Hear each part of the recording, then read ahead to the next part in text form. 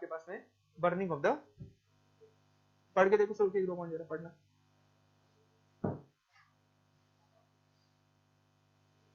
ये काफी जल्दी खत्म हो गया वैसे सब्जेक्ट फिर भी, अदरवाइज लेंथ तो देखो इसकी कितनी कम थ्योरी है इसमें कोई।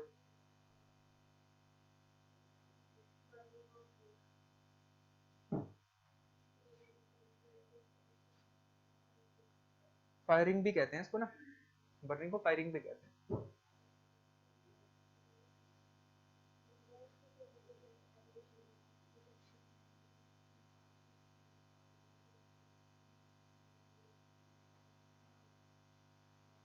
आगे दोनों पॉइंट समझ में, कोई दिक्कत है इसमें? चलो नेक्स्ट पॉइंट आपके पास में क्या है, burning of the bricks is done at a temperature range of the 900 से 12 डिग्री सेल्सियस। ये क्वेश्चन है आपके पास, हाँ बहुत पूछा हो गया क्वेश्चन ना, बहुत दिखा होगा तुम्हें। 900 से कितने पे होता है? 1200 तक होता है। 900 से, वो तो उसके लिए था टेराकोटा के लिए, वो टेराकोटा का था, हाँ टेराकोटा का था। इसके लिए कितना होता है? 900 से लेके 1200 तक है, 1400-1500, हाँ 1400-16 तक का लगभग ना, हाँ तो 1500 के आसपास आता है, हाँ ठीक है। यहाँ पे आ गया 900 से लेके, टेराकोटा में 1100-1200, इसमें 900 से 1200 हो गया, उसमें कितना हो गया? 1400 से 1600 तक लगभग। इज डन इतने टेम्परेचर पे, at which lime and the silica fuses with each other and impart strength to it. लगभग कितना टेम्परेचर चाहिए होता है लाइम एंड सिलिका को पिघलाने के लिए, मेल्ट करने के लिए? Burning of the bricks is divided into 3 stages. Bricks की बर्निंग को 3 स्टेज में आपने डिवाइड कर रखा है, और ये यहाँ पे क्यों बताइए स्टेजेस ये, इसमें से क्वेश्चन पूछा गया था कि ऑक्सीडेशन स्टेट के लिए कितना टेम्परेचर होता है, ये क्वेश्चन रखा था, स्टेट का क्वेश्चन है। हाँ पहला क्या हो गया? डिहाइड्रेशन, डिहाइड्रेशन हो गया, also called as a water smoking stage. इसको वाटर स्मोकिंग स्टेज भी कहते हैं। लगभग कितना टेम्परेचर? 450 से लेके लगभग 400 से लेके लगभग 650 तक। Water which has been held in the pores of the clay after drying is driven off. आया समझ पॉइंट ये? तो बर्निंग को आपने 3 स्टेजेस में डिवाइड कर दिया। आपसे ऑब्जेक्टिव पूछेगा भाई क्या टेम्परेचर होता है, सिंपल बताओगे कि भाई 900 से 1200 तक होता है, लेकिन हम ऐसा नहीं कि डायरेक्टली एकदम 900 पे लेके पहुंच जाएंगे टेम्परेचर को, ऐसा नहीं करेंगे। अगर ग्रेजुअली एकदम से इतना हाई टेम्परेचर कर दोगे तो वो तो श्रिंक कर जाएगी, तो टेम्परेचर भी 900 तक कैसे लेके जाएंगे? धीरे धीरे, अब धीरे धीरे कितना कितना बढ़ा रहे हो उसके बेस पे अलग अलग स्टेज रख दिया आपने। पहला क्या रख दिया? डिहाइड्रेशन। इसमें क्या करते हैं, जो पानी था ना पोर्स में, उनको डिहाइड्रेट करवाओगे, उनको बाहर निकलवाओगे आप कैसे? लगभग 400 से लेके लगभग 650 टेम्परेचर पे हीट करवा के, और उसको क्या बोलते हो? डिहाइड्रेशन कहेंगे उसको। नेक्स्ट आ गया ऑक्सीडेशन पीरियड। ऑक्सीडेशन पीरियड है लगभग कितना हो गया? 650 से 900 तक हो गया। Remainder of the carbon is eliminated.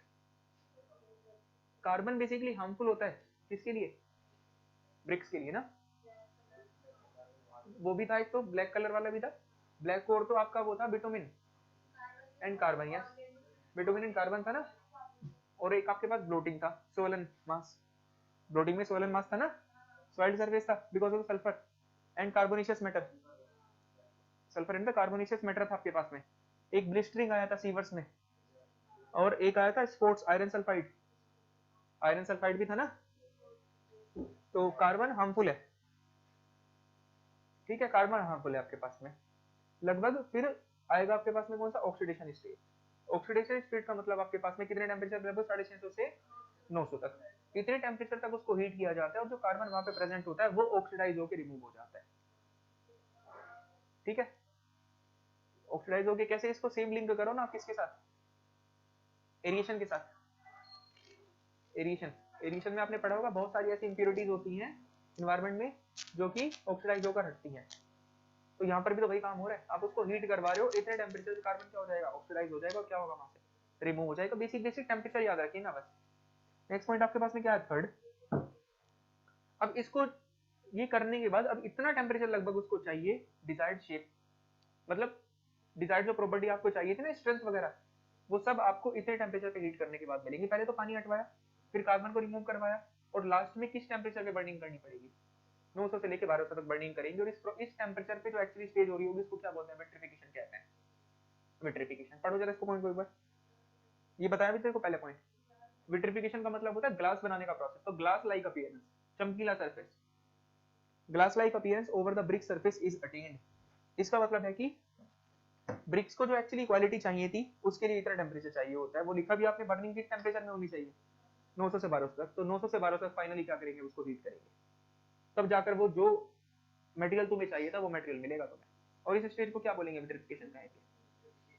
तो तीन हो गए, जनरली पूछेगा टेम्परेचर क्या बताओगे, सिंपल 900 से 1200 बताओगे, लेकिन एकदम 900 से 1200 नहीं पहुंचाएंगे, धीरे धीरे बढ़ाएंगे उसको ना। पहले डिहाइड्रेशन करवाया 400 से 650 तक, फिर ऑक्सीडेशन 650 से 900 से, फिर 900 से 1200 तक क्या करवाओ, विट्रिफिकेशन करवाओ, उसको ड्राई हीट कर लो। आया समझिए पॉइंट ये? ठीक है। लास्ट में क्या आ गया, burning of the bricks either in the clamps or the kilns, either in the clamps or the kiln. अब यहां से भी देखो एक दो क्वेश्चन कहां से घुस घुस के क्वेश्चन पूछ सकते हैं इन्होंने। क्लैम्प्स होते हैं, फिर क्या होते हैं, किल्स होती हैं, हाँ भट्टियां, यस, हाँ हाँ वही क्लैम्प्स या फिर किल्स। क्लैम्प होते हैं टेम्परेरी, क्लैम्प्स कैसे होते हैं, टेम्परेरी होते हैं, किल्स कैसी होती है, परमानेंट बन होती है, बन गई तो अपना चलती रहेगी। ठीक है, अब पहले किसके बारे में डिस्कस कर रहे हैं, क्लैम्प्स। क्लैम्प्स को और क्या बोलते हैं, पजावा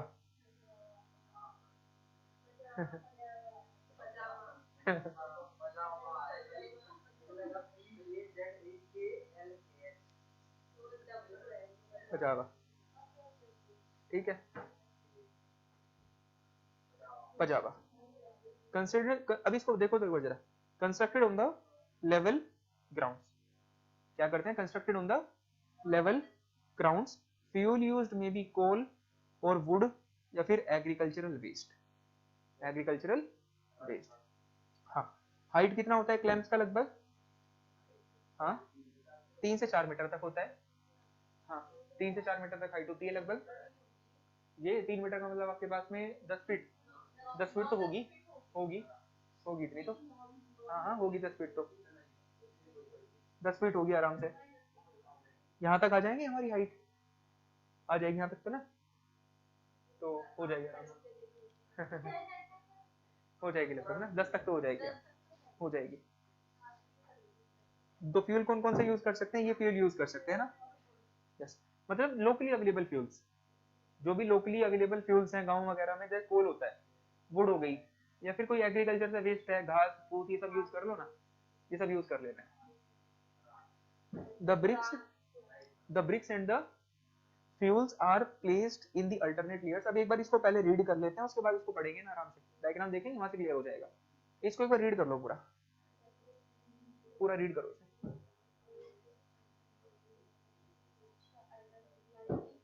एक के बाद एक, घास, हाँ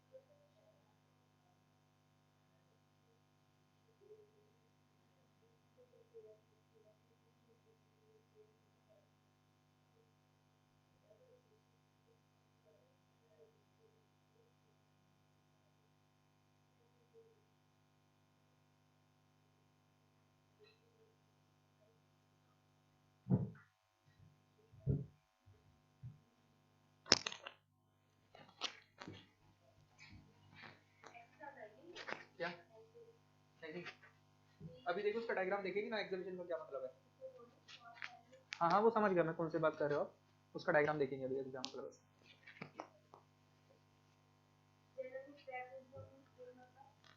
ट्रेपेजियम प्लेन, अभी एक बार डायग्राम देख लेंगे ना, वहां पे अपने आप आ जाएगा सारा समझ में। डायग्राम देख रहे हैं ना अभी इसका,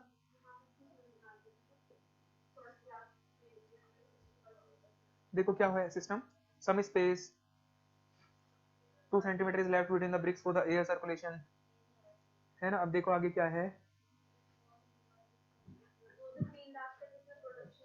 हाँ, and the process is completed in the 6 month. The method yield about 60% of the first class bricks. To prepare a clamp, a suitable piece of the land, generally trapezium in the plan, is selected.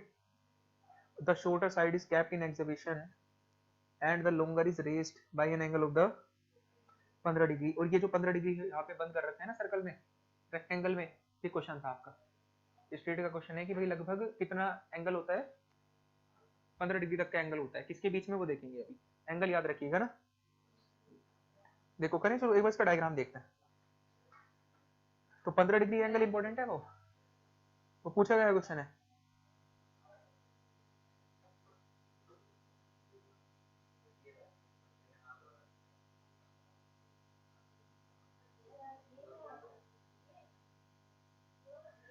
हाँ हाँ यही तो है, यही तो है claim. इससे better understanding इसमें दिख रही है, देखो यहाँ पे ज्यादा क्लियरली दिखाई दे रहा है इस वाले डायग्राम में, इसमें नहीं दिखाई देगा। और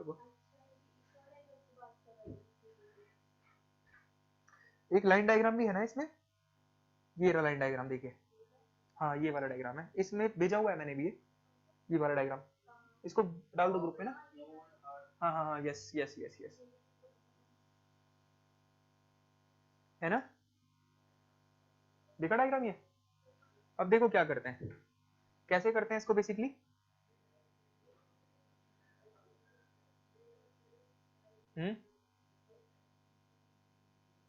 करें शुरू।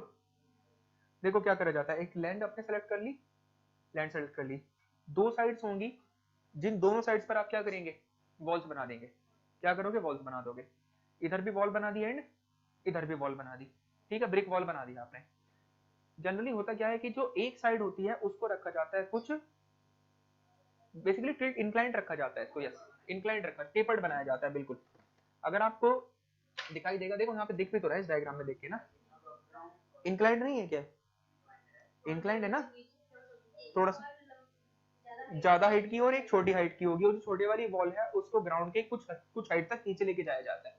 तो ये बताओ यहाँ से छोटा वॉल एंड बड़ी वॉल के बीच में क्या आ जाएगा, कुछ ना कुछ एंगल आ जाएगा। कितना एंगल होता है, लगभग 15 होता है, वो एंगल था वो। यस यस यस, अब आया समझ में पॉइंट ये। अब इस डायग्राम से तुम क्लियरिटी लगा सकते हो खुद से। अब उसके बाद क्या करोगे, इसके और ऊपर से उसको कवर कर देते हैं किससे, मिट्टी से। किससे कवर कर देते हैं, ऊपर से मिट्टी से कवर कर देते हो। ये जो क्लैंप है, हाँ यस, हाँ कवर भी तो कर रखा है इसको, देखो ना जरा चेक करके एक बार, अर्थ है ना इधर साइड पे,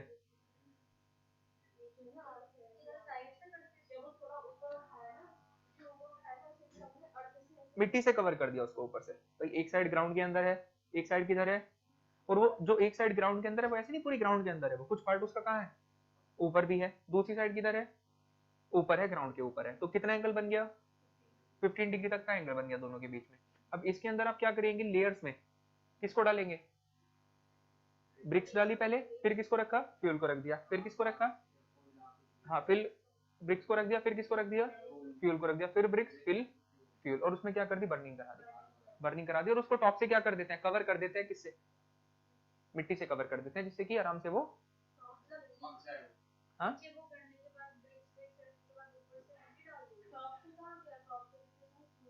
टॉप से भी कवर कर सकते हैं, रुको ऊपर से देखो, इसका डायग्राम भी तो देखो ना आप एक बार चेक करके। हाँ हाँ, आग बुझ जाएगी, लेकिन फ्रंट से तो खुला हुआ ही है। हाँ देखो ना डायग्राम, इसका डायग्राम भेजा हुआ तो एक बार इसका पजावा का डायग्राम देखो ना आप इसका, रुको, क्लैम्प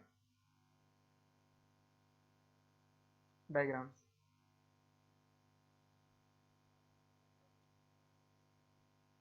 क्लैम्प डायग्राम,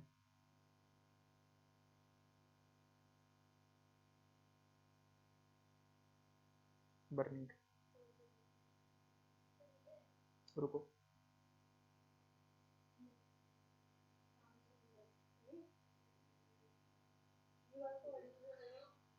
हाँ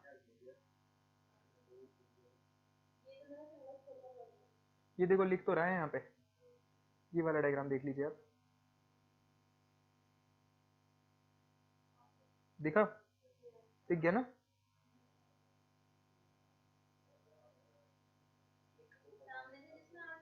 हाँ सामने से इसमें आग दिख रही है, यस, हाँ यही वाला है।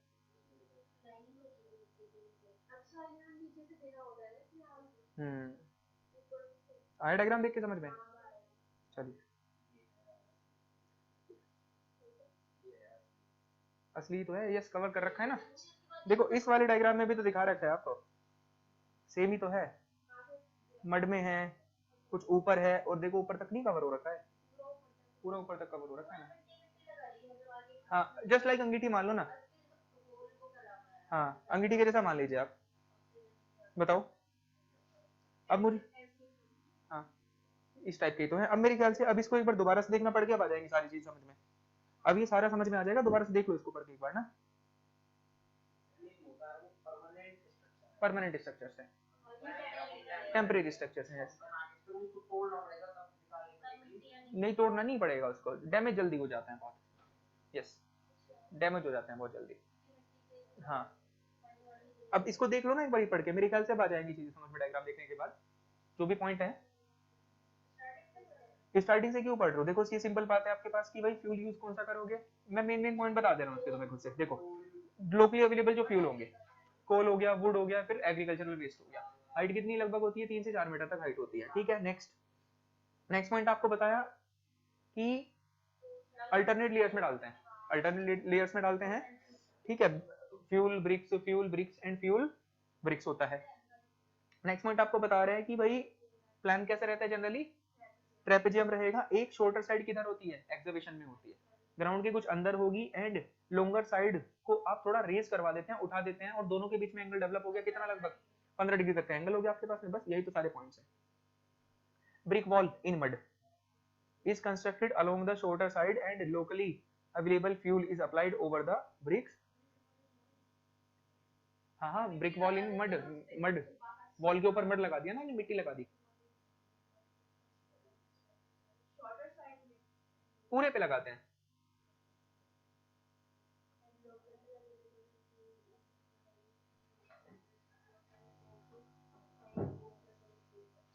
ठीक है, यस कुछ कुछ बेसिक जानकारी देखो ना इसके बारे में, इसका ऐसा नहीं करना ना कि भाई एग्जैक्टली कैसे वर्किंग हो रही है, थोड़ा थोड़ा आइडिया रखिए, बस बेसिक आइडिया पढ़ के समझने वाले पॉइंट्स हैं सारे के सारे ना, नहीं मिल पाएंगी। हाँ बस कुछ कुछ बेसिक बेसिक से पॉइंट याद रखो ना। एंगल पूछा गया है इसमें से, आज तक जो मेरे को क्वेश्चन दिखाई दिया इससे किसका क्वेश्चन दिखा है, एंगल पे क्वेश्चन दिख रखा है। हाँ और वो कोई ऐसा नहीं कि hard and fast fix value है 60%, वेरी नहीं कर सकती, वेरी कर सकती है, बिल्कुल वेरी कर सकती है, हाँ कंट्रोल ही नहीं है, अप्रोक्सीमेटली वैल्यू लिख दिया, तो एंगल लगभग फिक्स लेके चलते हैं, लगभग कितना 15 के आसपास, टाइम लगता है बहुत। बारिश हो गई तो शेड वगैरह का भी होता है, बाकी टाइम टेकिंग प्रोसेस है, टाइम लग जाता है। अब नेक्स्ट क्या पॉइंट आया आपके पास में, इंटरमीडिएट, अब किल्स आ गई ना, किल्स आ गई, पढ़ के देखो सोको से जरा। अंडरग्राउंड भी हो सकती है जैसे कि बुल ट्रेंच किल, ये क्वेश्चन है आपके पास ये, the kiln use for the burning bricks में भी अंडरग्राउंड, अंडरग्राउंड किल भी होते हैं, जैसे कि एग्जांपल कौन सा, बुल ट्रेंच किल है, या फिर कैसी हो सकती है, हाँ ग्राउंड के ऊपर होंगी, यस देखो है ना इसमें ओवरग्राउंड, होफमैन किल, दो तरह की हो सकती है, या तो आपके पास में बुल ट्रेंच किधर होंगी, बुल ट्रेंच किल किधर होंगी, अंडरग्राउंड होंगी, एंड आपके पास में दूसरा ओवरग्राउंड कौन सी होती है, होफमैन किल, होफमैन किल है। ये पॉइंट पूछ सकते हैं आपसे ना कि होफमैन किल किधर रहती है, ओवरग्राउंड होती है, बुल ट्रेंच अंडरग्राउंड होती है ना। अब देखो जरा, दो तरह की किल्स आ गई आपके पास निकल के ना, एक तो आई कंटिन्यूअस किल, और दूसरी कौन सी आई आपके पास में, इंटरमिटेंट किल आ गई, एक कंटिन्यूअस किल है और दूसरा कौन सा है, इंटरमिटेंट किल है। कंटिन्यूअस किल का मतलब है आपके पास जस्ट लाइक दो तरह के मिक्सचर थे ना, continuous mixtures and batch type mixture, क्या डिफरेंस था कंटिन्यूस और बैच में? दो तरह के मिक्सचर थे, कंटिन्यूस मिक्सचर थे और बैच टाइप थे। कंटिन्यूस वालों में आपको कंटिन्यूसली मिलती रहती थी कंक्रीट, बैच वालों में टाइम गैप मिलता था ना, गैप होगा। वही सेम यहाँ पर भी डिफरेंस है। कंटिन्यूस में, कंटिन्यूस किल में लोडिंग, बर्निंग, कूलिंग और अनलोडिंग साथ साथ चलती रहेंगी। भाई पहले लोड करा आपने, फिर बर्न कर दिया, फिर उसको ठंडा किया और फिर अनलोड कर दिया, अनलोड कर दिया, साइमल्टेनियसली प्रोसेस चलती रहती है। इंटरमीडिएट में क्या होगा, प्रोसेस साइमल्टेनियस नहीं होगी।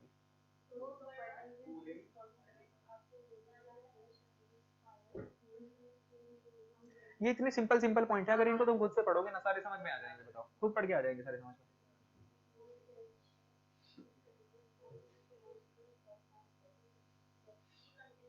हाँ, ये याद रखना, दोनों कंटिन्यूअस हैं, कंटिन्यूअस दोनों है, बुल ट्रेंच भी एंड होफमैन्स भी। लेकिन बुल ट्रेंच होती है अंडरग्राउंड एंड होफमैन कैसे कहाँ होती है, ओवरग्राउंड होती है।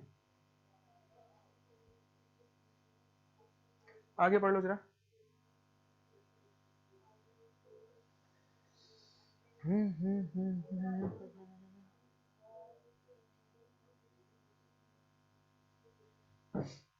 आ गया, ठीक है। अब ये खुद से पढ़ के देखो ना आगे भी जरा। इंटरमीडिएट का मतलब आया समझ में?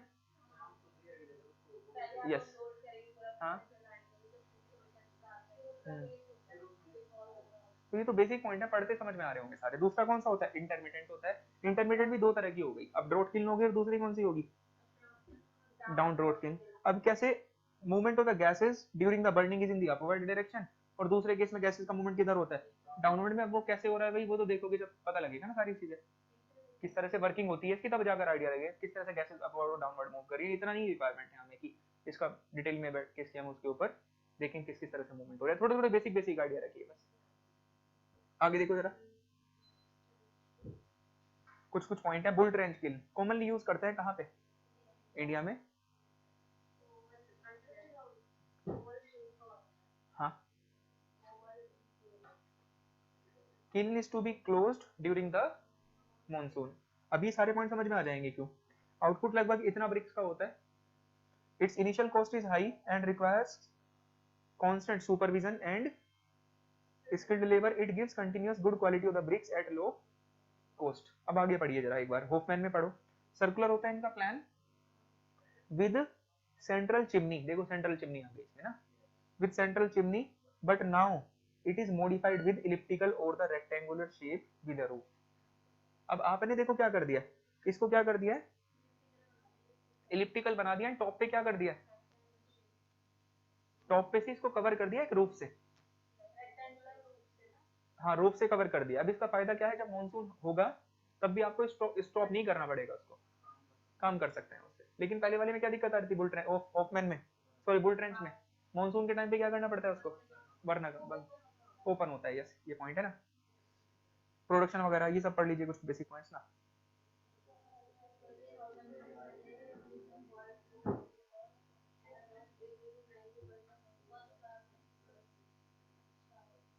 अब इनमें कुछ डिफरेंसेस भी लिखे हैं।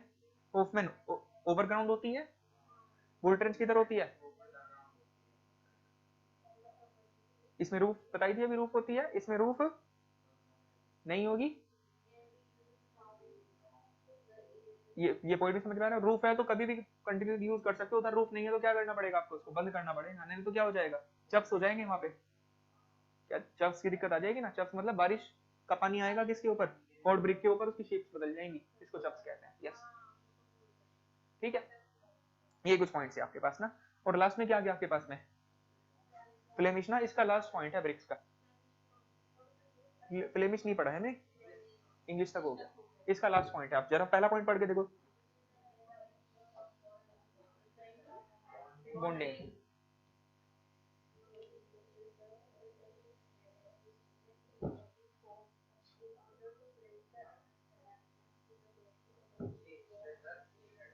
सेम कोर्स में, सेम कोर्स में चल रहा है। यस, एक लेयर में header stretcher, header stretcher, header and stretcher. Yes, देखो जरा, हाँ हाँ हाँ हाँ, it is an arrangement of the bonding which consist of the alternate header and the stretcher in every course. यहाँ पर देखो फर्क है, वहां पे alternate header and stretcher course मिलते थे तुम्हें, यहाँ पे तुम्हें सेम कोर्स में ही अल्टरनेट हेडर एंड स्ट्रेचर मिलते रहेंगे ना। पहले हेडर फिर stretcher, header stretcher header stretcher, तो सेम कोर्स में, ठीक है। आगे, in order to break the alignment of the vertical joints to fall in the same straight line, queen closer half is provided next to queen header। ये same point है last वाला, last वाला same point है ना। यहाँ पर भी क्या यूज करोगे,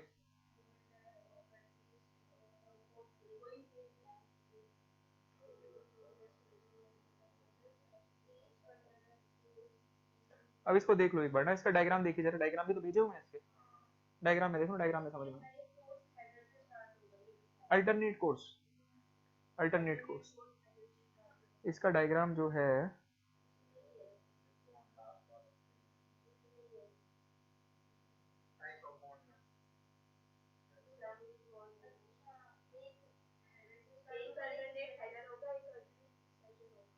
ये रहा ना, देखो ये रहा फ्लेमिश वाला, इसी में देख लो ना, इसी में दिख जाएगा, स्ट्रेचर सॉरी हेडर स्ट्रेचर है ना, फिर हेडर आया, फिर स्ट्रेचर आया, फिर हेडर आ गया, यानी कि सेम कोर्स में चल रहे हैं अल्टरनेटली, है ना। फिर ऊपर वाले में क्या हुआ, stretcher header stretcher header stretcher header, फिर अपोजिट ऊपर वाले में देखो header stretcher header stretcher header and alternate चल रहा है, सेम कोर्स में अल्टरनेटिव ऐसे समझ सकते हैं ना। अब अगेन कैसे बचाओगे सेम लाइन में आने से, हेडर कोर्स जहां पे आया आपका, जिस कोर्स को आपने हेडर से शुरू किया है, उस कोर्स में हेडर के बाद किसको यूज कर दो, क्वीन क्लोजर को यूज कर दो, तो कितने का लैप आ जाएगा, 5 का नहीं आ जाएगा क्या, 5 का ही आ जाएगा ना भाई, उधर स्ट्रेचर था तो 20 थी, इधर क्या हो गया header plus queen closer half, तो 15 हो गया, 20 और 15 मतलब कितना, 5 5 आ जाएगा ना। आया समझिए पॉइंट ये, कोई दिक्कत है इसमें, हाँ यहाँ तक क्लियर है, यहाँ तक सारे पॉइंट यहाँ तक क्लियर है। अब ये भी दो तरह के होते हैं, एक होता है आपके पास में कौन सा, डबल फ्लेमिश होता है, और दूसरा कौन सा होता है, एक सिंगल फ्लेमिश होता है, एक तो डबल फ्लेमिश हो गया और दूसरा कौन सा हो गया, सिंगल फ्लेमिश हो गया। अब इसको देखो जरा क्या पॉइंट है, डबल फ्लेमिश का मतलब है तुम वॉल को एक्सटर्नल एंड इंटरनल जब दोनों साइड से देख रहे हो, आपने वॉल को देखा, फ्लेमिश डबल फ्लेमिश की बात कर रहे हैं, फ्लेमिश का मतलब आ गया हमें समझ में, वॉल को फ्रंट से भी देख रहे हो, वॉल को बैक से भी देख रहे हो, दोनों साइड से तुम्हें फ्लेमिश बॉन्ड दिखाई देंगे, दोनों साइड से क्या दिखाई देंगे, फ्लेमिश बॉन्ड दिखाई देंगे, फ्रंट से देखने पे भी एंड बैक से देखने पे भी, दोनों से क्या दिखाई देंगे आपको, फ्लेमिश बॉन्ड दिखाई देंगे। और इस बात की क्लैरिटी इतनी नहीं आ रही होगी अभी, इसका डायग्राम देखो पहले तब समझ में आएगा, डायग्राम से क्लैरिटी ज्यादा आएगी इसकी। अब वो लग रहा है तुम्हें ऐसा कि ऐसा दिखेंगे ही, थिकनेस भी तो चेंज करके आप चेंज करवा सकते हो, थिकनेस चेंज करके आप ये अलाइनमेंट चेंज कर सकते हो, फ्रंट से दिख रहा है फ्लेमिश, बैक से दिख रहा है इंग्लिश, ऐसा हो सकता है, ऐसा हो सकता है, थिकनेस चेंज होने से, यस। तो इसका डायग्राम है यहाँ पे शेयर, देख लो, देखो जरा ये वाला डायग्राम है, एक सेकेंड,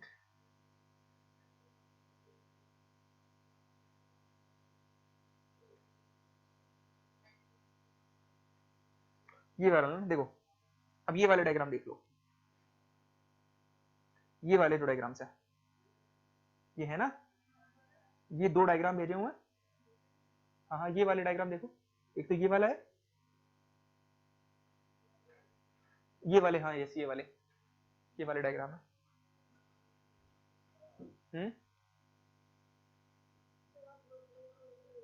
ग्रुप पे नहीं भेजेंगे, हाँ नहीं सबके भले वाली बात नहीं है, वो भी बात नहीं है, बाकी कोई मांगेगा तो उसको भेज देंगे, ऐसी बात नहीं है।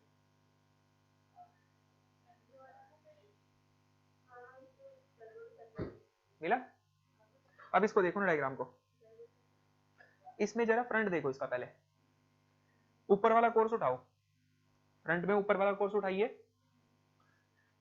स्ट्रेचर दिख रहा है, फिर हेडर दिखा, फिर स्ट्रेचर दिखा, फिर हेडर दिखा, stretcher and header stretcher and header, एक सेम कोर्स में तुम्हें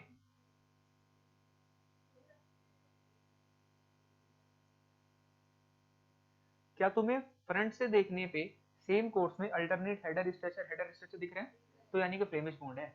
लेकिन अब इसी का सेम पीछे देखो एकदम, क्या दिख रहा है पूरा का पूरा तुम्हें, इंग्लिश बॉन्ड दिखाई दे रहा है, दिख रहा है ना,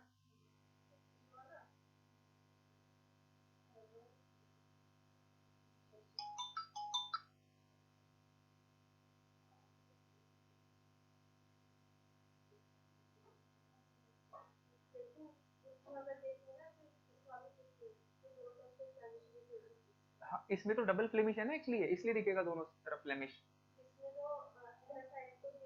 एक साइड फ्लेमिश, दूसरी साइड इंग्लिश दिख रहा है, यही तो सिंगल फ्लेमिश कहलाता है। देखो ये वाला डायग्राम दिख रहा है क्या, ये वाला आया समझ में, देखिए ये चीज फ्रंट से देखने पे क्या दिख रहा है आपको पूरा, लेकिन इसी ऊपर वाले टॉप कोर्स का एकदम बैक देखो, स्ट्रेचर स्ट्रेचर दिख रहे हैं कि सेम कोर्स में क्या आ गया पूरे में स्ट्रेचर, और उसके नीचे हेडर रहा होगा उसके निचले कोर्स में, तो पीछे क्या हो गया इंग्लिश। क्यों नहीं आ सकता हेडर, 3 है वो।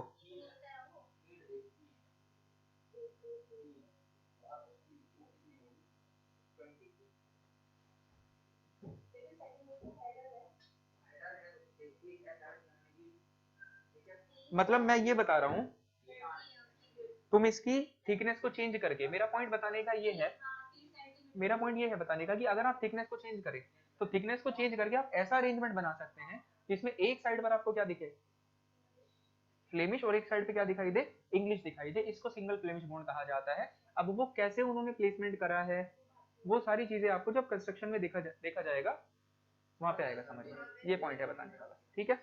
ये सिंगल हो गया, और दूसरे वाले पे आओ जरा अब ना, दूसरे वाले में देखो अब जरा, टॉप कोर्स देखो, stretcher header stretcher header stretcher header stretcher header, इसी का सेम अपोजिट भी तो देख लो, stretcher header stretcher header stretcher header दिख रही है, तो क्या है डबल फ्लेमिश है, आया समझ में। इवन सिंगल फ्लेमिश में तुमने फ्लेमिश बॉन्ड का भी फायदा उठा दिया एंड इंग्लिश बॉन्ड का भी फायदा उठा दिया, दोनों के फायदे मिल गए ना आपको।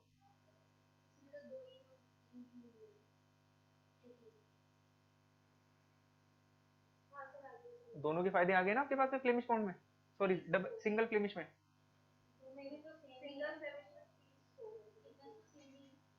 थिकनेस सेम है,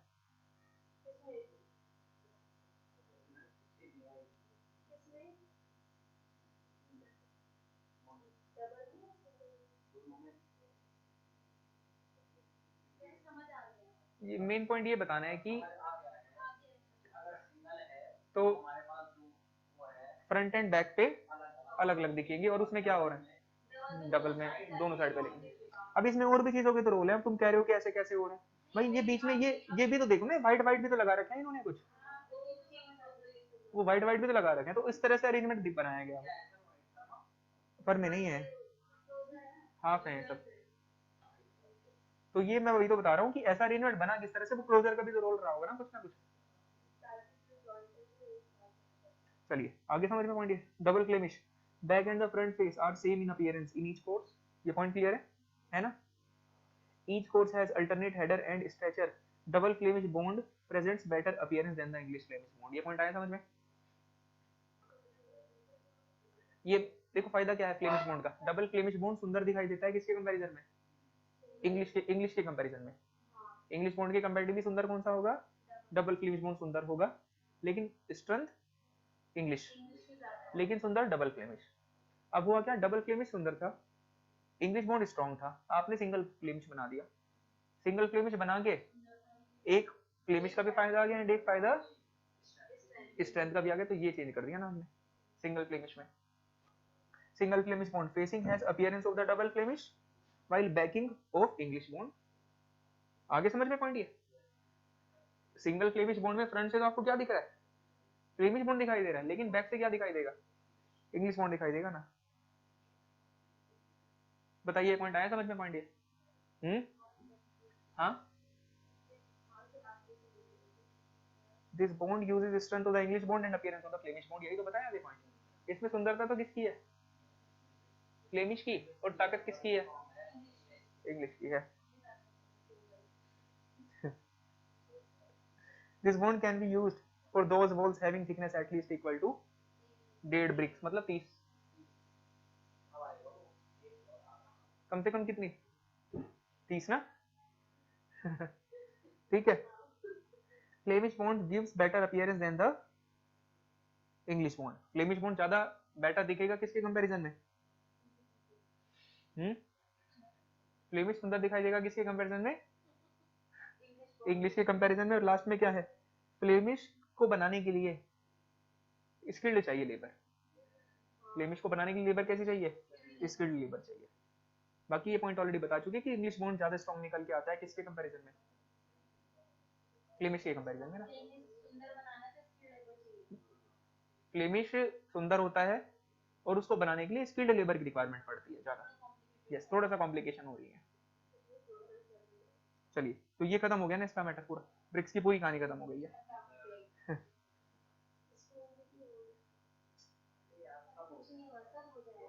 अब ज्यादा तो टॉपिक नहीं बच रहे इसमें, आई थिंक कि stone paint and brick, 3 topic बचे। ब्रिक तो हो ही गया, टिम्बर तो नेक्स्ट वीक खत्म हो जाएगा, नेक्स्ट हफ्ते खत्म हो जाएगा सब्जेक्ट। कल तो छुट्टी है ही, मंडे मिलेंगे अब तो ना।